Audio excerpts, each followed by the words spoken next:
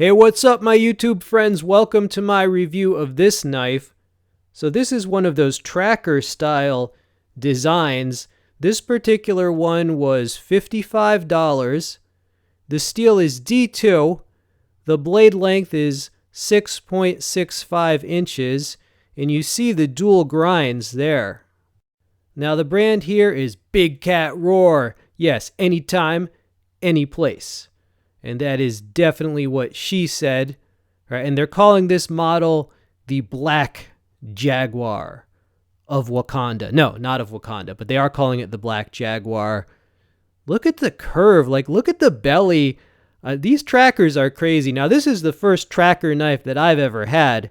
It is a true full tang, and it is actually an extended tang, so you can hammer or break, right, with the pommel. It has numerous potential lanyard holes, and you see the dual grinds there. The tracker, I had to look up the finer points of this design. I did a lot of things with this. Here it is putting a notch on a stick. Now, like that thinner part right there, like that particular grind, has numerous uses. One of them is notching, another would be splitting, and another would be drawing down a piece of wood, right? So basically, that first grind there, it's thin. All right, there's my notch there. All right, and as I said, you can draw it down a piece of wood, which is essentially just if you need to make a piece of wood thinner, or if you wanted to carve a point onto it like a tent stake or something of that nature. Right, so that's just a few of the uses of that grind there, and that was super sharp.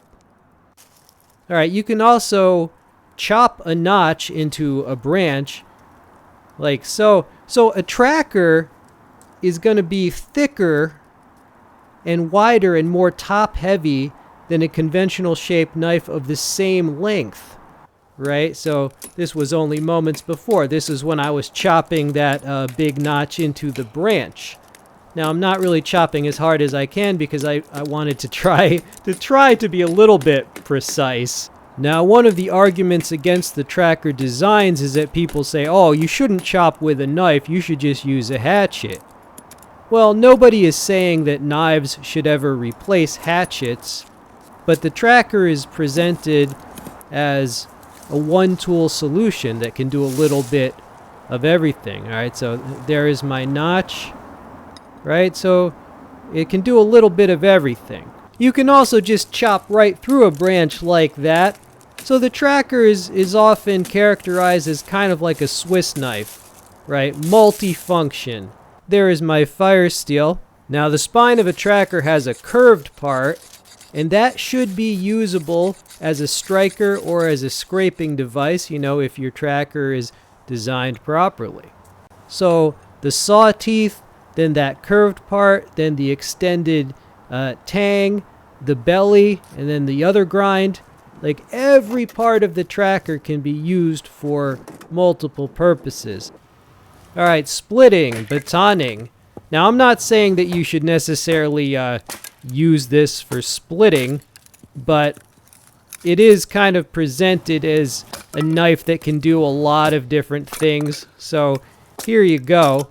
So if you have a piece of wood of sufficient thinness, you can split with that thinner grind part, right? That's right past the guard. So splitting. Okay, food prep. The belly on a tracker, if it's made right, is just psychotically curved and psychotically sharp. And yeah, this one really fit the bill. I mean, now that is pork belly, right? Or as I call it, it's basically bacon, but without the extra salt added and without the nitrites. So another use of the tracker is a skinning knife, a hunting knife, slicing through animal matter, slicing up meat. Now, a tracker knife did appear in a well-known movie, right, The Hunted, and so that really increases popularity. Now, look at that, man. I mean, it was going through like a surgeon's scalpel, you know? Look how clean that cut is. So the moral is that this can be used if you have to process game out in the field. That part is a slicing machine.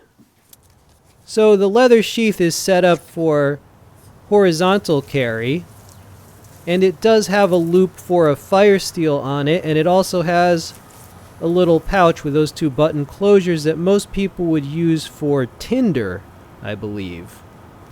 Now when I first got the knife, right out of the box, I did the initial sharpness test on some paper with both grinds. Alright, so that's that grind. Now for that one.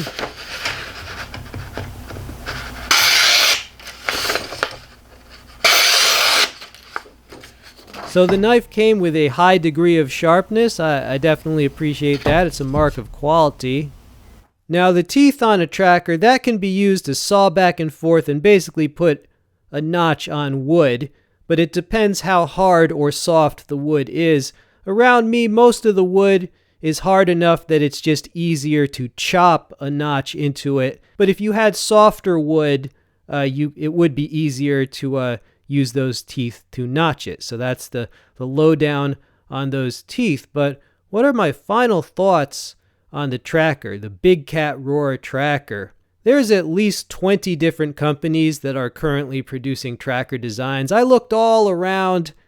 I wanted to find one that was a reasonable price and one that also had basically good proportions, because the tracker, it's such a funky design that if they get a few of the dimensions wrong, they can look like frickin' mutated. Like, I've seen some ugly ass attempts at a tracker. This one, you notice all these sections, as it were, appear to be proportional, right? I think they did a good job on this tracker design, and I definitely think it's worth the $55.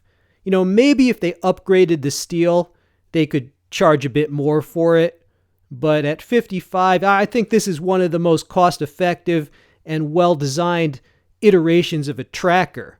If you wanted to go higher than this, maybe you would get the Tops trackers, which are very good. I like Tops, but way more expensive, right? So this is a strong and useful knife. I'm glad I picked it up. Definitely consider this as your first tracker knife. This has been We All Juggle Knives.